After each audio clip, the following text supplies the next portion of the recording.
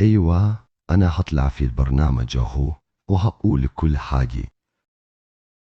النهاردة في أول حلقات البرنامج قصدنا النهاردة هي عن شاب حياته في لحظة كان فاكر إن الفلوس هتحل كل حاجة، لكن كل جنيه قصده كان بيخسر مقابله حاجة أغلى.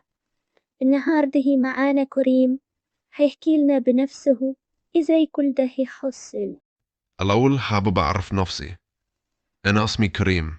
أبويا من أستراليا وأمي من مصر، وأنا كنت عايش هناك لحد 10 سنين، وأبويا مات ورجعت علي مصر أنا وأمي الله يرحمها، وحصل كل حاجة. إزاي كل ده يحصل؟ أنا كنت بحلم حلم صغير بس كان كبير في دماغي، أكون غني، عايش مرتاح، أشتري لأمي اللي عمرها ما طلبته.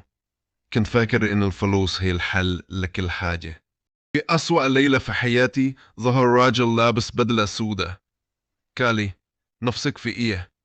وفجأة حسيت الخوف مع الرجاء. هتبقى غني، بس كل مرة تكسب فيها هتخسر حاجة غالية. ضحكته كانت غريبة ومختفية. الصفة الأولى مبلغ ما كنتش متوقعه. حسيت إن الدنيا اتبدلت. آدم كان صاحبي من أيام الطفولة، ساعدني إني أخلص الصفقة، وفي ساعة الحماس اتخانقنا وهو مشي. أول حاجة غالية راحت. الطريق جايب نتيجة. الناس بدأت تشوفني بشكل تاني. الفلوس دخلت حياتي بقوة. كنت بشوف كل حاجة بعين المستثمر، بعين اللي عايز يكسب أكتر. ليلى كانت بتحبني على بساطتي وفكري مختلف، لكنها مع الوقت بدأت تشوف تصرفاتي مختلفة. كنت بتكلم عنها بثقة مبالغة فيها، ببتدأ أقلل من كلامها. وبالليل لقيتها مش موجودة. بعتت لي رسالة وقالت لي مش قادر أكمل، أنا محتاجة حد قريب مش حد غني. خسرتها. تاني حاجة غالية راحت، وعملت أكبر صفقة عمري. من فرحتي حسيت إني وصلت. في نفس الدقيقة بعدها رن تليفوني، خبر وفاة أمي. رجعت للشارع اللي في الراجل لأول مرة، وكان هناك واقف في الظلام. سألته أنت مين؟ قالي أنا نتائج اختياراتك. أنت غلطت لما خليت الفلوس تكون السبب. وهو كان عنده حق.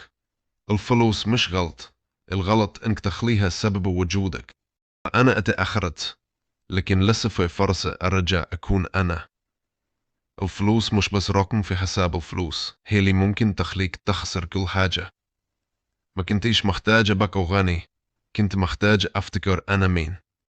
انت شرفتنا، شكرا جدا انك حكيت حكيتك، وبنشكركم شكرا جزيلة انك سمعته قصتها للآخر، ويا ريت الناس تاخدها نصيحة، ما تخليش الفلوس تعميك. قناة حكايات الليل للروايات والقصص. اشترك في القناة عشان نوصل لأعلى مستوي، ودوس لايك عشان نكمل سلسلة الأفلام القصيرة.